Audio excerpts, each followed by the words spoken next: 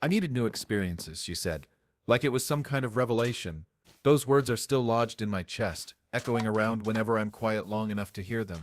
At first I thought she meant something harmless, trying new food, taking a trip somewhere she'd never been, maybe even changing her hair color, something normal, but the way she said it, with her chin tilted up like she was delivering a TED talk on self-discovery, I knew it wasn't about sushi or skydiving, and she proved me right soon enough. Because what she really meant was, I needed new experiences, just not with you.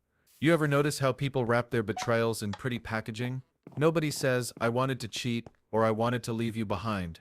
No, they dress it up in words that sound noble and enlightened. They say I needed to grow, or I needed to find myself, or in her case, I needed new experiences.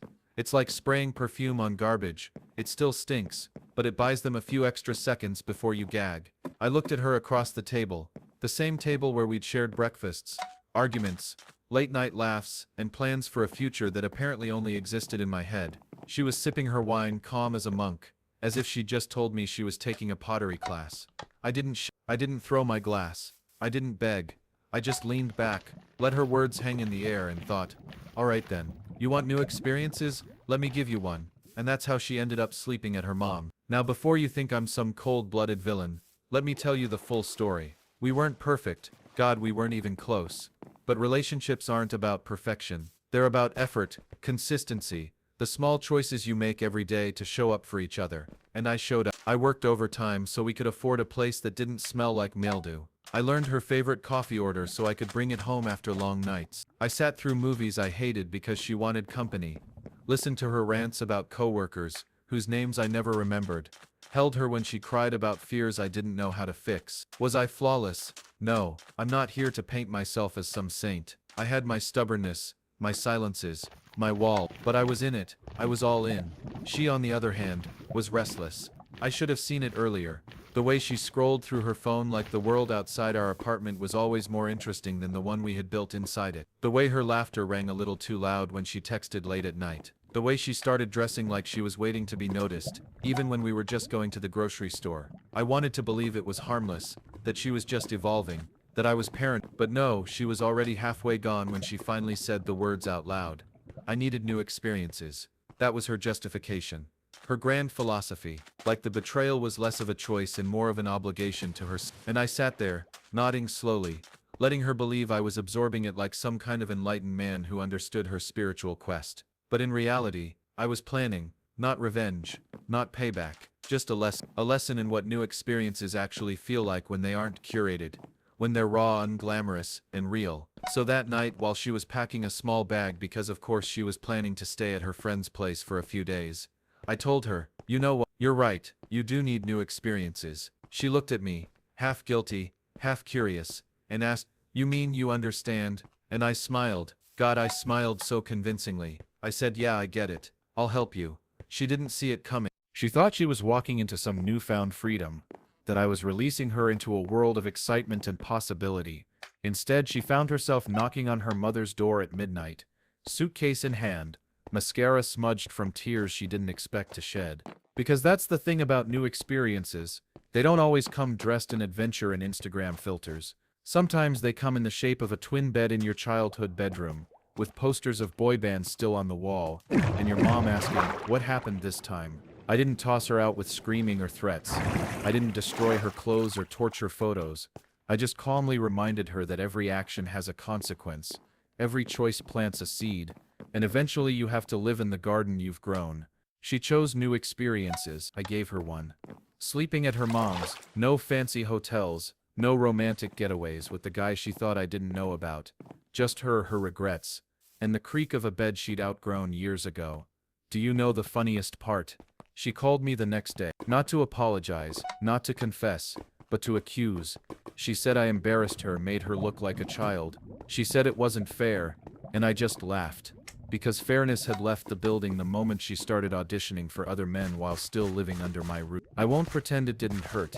I won't pretend that when I laid down in our suddenly quiet apartment that night, I didn't feel the emptiness crawl into my bones. Betrayal is a kind of death, and even when you win the moral victory, you still grieve. But beneath the ache was a strange satisfaction. Not because I ruined her, not because I got even, but because I showed her the truth. that empowerment, freedom, growth, whatever label she wanted to slap on her choices, weren't about using people until they broke. They were about facing yourself when the lights are off, and no one is clapping. And that, my friend, was just the beginning. Because sending her to her mom's wasn't the end of the story, it was the first domino. Once it fell, the rest came tumbling after her excuses, his bravado, the whole fragile empire of lies they built. And me, I was standing right there, steady, watching it collapse. That's where part 1 ends, with her curled up at her mom, clutching a pillow she thought she'd never sleep on again. And me sitting in my car, engine humming, realizing that sometimes the most powerful thing you can do is give someone exactly what they asked for, stripped of the fantasy they thought it would come with. Part 2 picked up right where that night left off. I remember sitting in my car outside our apartment, the hum of the engine low, my hands resting on the steering wheel, and this quiet clarity washing over me. Not triumph, not rage, just clarity, because the truth was, she had chosen new experiences, and I had simply held up a mirror and let her live inside the reflection she made. But what I didn't expect was how fast her shiny little fantasy would start to unravel once the curtain got pulled back. The next few days were a blur of phone calls and texts. At first she was indignant. "I can't believe you'd do this to me." That was her line, as if her sneaking around, her rehearsed excuses, her late-night friends were all somehow my fault. She made it sound like I'd betrayed her by refusing to keep playing along. It was almost funny if it hadn't been so pathetic. But as the hours stretched into days, her tone shifted, the confidence drained out of her texts. "We need to talk. Can we just figure this out?" And then inevitably the most predictable of them all. "It didn't mean anything." But here's the thing, when someone says it didn't mean anything, they're lying twice. First, they're lying because of course it meant something. You don't risk a relationship, a home, a life you built with someone for nothing. And second, they're lying because what they mean is, it didn't mean anything to me, so why should it mean something to you? That's the cruelest part of betrayal. It's not just about what they did, but about how little value they think it should hold in your heart compared to theirs. Meanwhile, he, my supposed brother, the guy I trusted more than most, decided the best strategy was silence. No calls, no texts, just absence, cowardice, pure and simple. But silence speaks louder than words sometimes, and his silence told me everything I needed to know. He was guilty, he knew it, and he didn't have the spine to face me. Now here's where it gets interesting. While they were stumbling over their guilt, I stayed calm. I went about my life. Work, gym, errands. I kept my routines, because routines are anchors when the storm is trying to drag you out to sea. And while I moved through those days, I thought about all the ways they had taken advantage of my trust, my time, my sacrifices. I thought about how many times I had bent over backward to make sure she felt loved, supported, understood. How many times I'd loaned him money, covered his mistakes, vouched for him when no one else would. And then the opportunity came, not from me but from life itself. See, when someone starts chasing new experiences, they get sloppy. They forget the old rules, they forget the old protections, they leave cracks. And cracks, if you're patient, always widen. It started with a mutual friend, a guy who'd been at the same bar where she thought she was being discreet. He pulled me aside one evening, awkward, hesitant, like he wasn't sure if telling me would make things worse. "I don't know if you want to hear this," he said, but I saw her. With him, it wasn't just drinks. I nodded. I know, the look on his face was priceless, like he expected me to explode, to collapse, to beg for details. But I didn't need them. I already had the story. What I needed was timing. Because exposing betrayal too early is like pulling bread out of the oven half-baked. It just crumbles. But if you wait, if you let the heat rise, it hardens into something undeniable. So I waited. I let them get comfortable again. She came knocking one night, suitcase in hand, eyes wet, asking if we could try again. I let her sit on the couch, pour out her rehearsed lines about mistakes and second chances, about how she'd realized what really mattered. I listened, nodding occasionally, like I was weighing it. And all the while my phone buzzed in my pocket with the evidence I had been collecting. Screenshots, messages, photos, whispers that had found their way to me through the cracks they didn't bother to seal. And then came him. He finally reached out weeks later. Text was short, almost businesslike. "Can we talk?" I stared at it for a long time. Talk? Talk about what? About how he'd slid into my life like a snake, pretended to be my brother, then took what wasn't him. Or about how he thought silence would somehow erase the image of him in my car, smirking next to her while she called betrayal empowerment. But I agreed, not because I needed answers. Answers are overrated. I agreed because I wanted to see the look in his eyes when he realized I wasn't the fool he thought I was. We met at a cafe. Neutral ground. He sat down across from me, looking smaller than I'd ever seen him, his bravado stripped down to nervous fidget. He opened his mouth, started some half apology, half excuse. I didn't mean for it to go this far. And that's when I slid my phone across the table. The screen lit up with proof. Her messages, his responses, timestamps, the kind of evidence no denial could touch. His face drained of color. He tried to speak, stuttered, closed his mouth again. For the first time since this whole mess began, he had nothing. I leaned in and said, "You wanted an experience? Here it is. This is what betrayal feels like when the person you underestimated decides not to break. You thought you could sneak around, play games, and I'd never notice, but I always notice, and now so will everyone else." I didn't need to raise my voice. I didn't need to threaten. The weight of the truth was enough.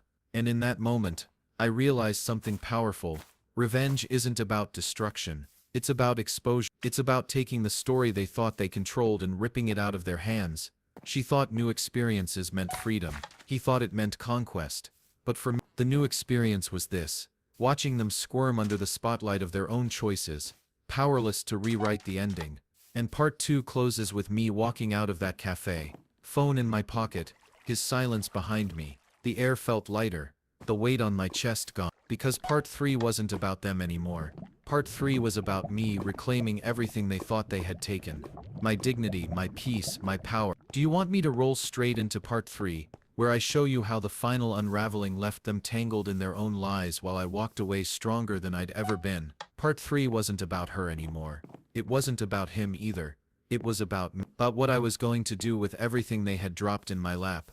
The lies, the performances, the half-baked excuses wrapped in words like growth and empowerment. By the time I left that cafe, their faces pale, their mouths shut. I realized I didn't need to chase. I didn't need to shout, scream, or waste another ounce of energy demanding things they could never give. What I needed was to reclaim myself, the life they thought they had walked into like trespassers with no consequences. But let me tell you, the real satisfaction didn't come instant. It came slowly, like dawn breaking through blinds after a long night. It came in little pieces: her silence after I stopped responding to her messages, his absence at gatherings where he used to be the loudest guy in the room. It came when mutual friends who once raised their eyebrows at me now looked at them with suspicion instead. The truth has a funny way of doing that.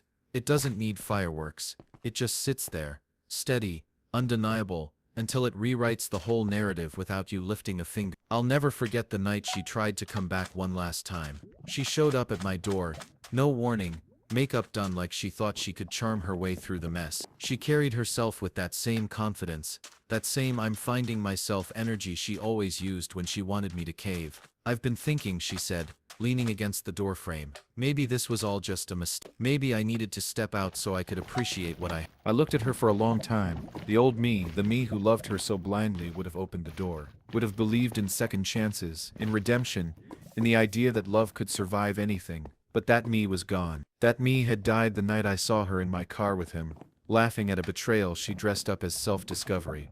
So I said calmly, "Maybe it was, but not my mistake." And I closed the door. That was it. No drama, no long speeches, no arguments that go in circles, just finality. And it hit me then how powerful it is to not need closure from someone else, to decide that your own peace is closure enough. She stood out there for a minute, maybe 2, waiting for me to open it again. But I didn't, and eventually she left.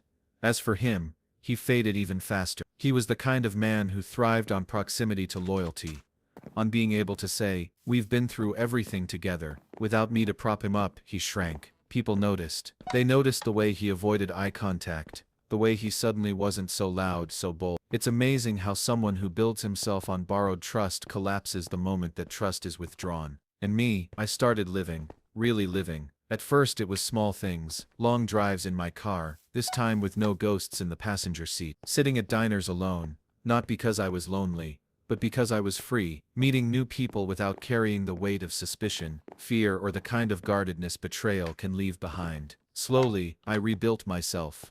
But I'll be honest with you, there were nights when the ache came back. Nights when I lay awake, staring at the ceiling, wondering how 2 people I let so close could cut so deep. Nights when her words would replay in my head. I needed new experiences. And I'd feel the sting all over again. Healing isn't linear. It doesn't move in straight line. Some nights the old wounds bleed again. What kept me moving wasn't pretending it didn't hurt. It was remembering that pain isn't permanent, that it doesn't define you unless you let it. I realized that their choices had nothing to do with my worth, and everything to do with their emptiness. She needed new experiences, because she was afraid of sitting still long enough to face herself. He betrayed me because he thought taking from me would make him more than he was. Neither of them had the courage to admit the truth, so they wrapped it in pretty words and hoped I'd swallow them. I didn't, not anymore. Months passed, and life settled into a rhythm. The silence they left behind wasn't empty anymore.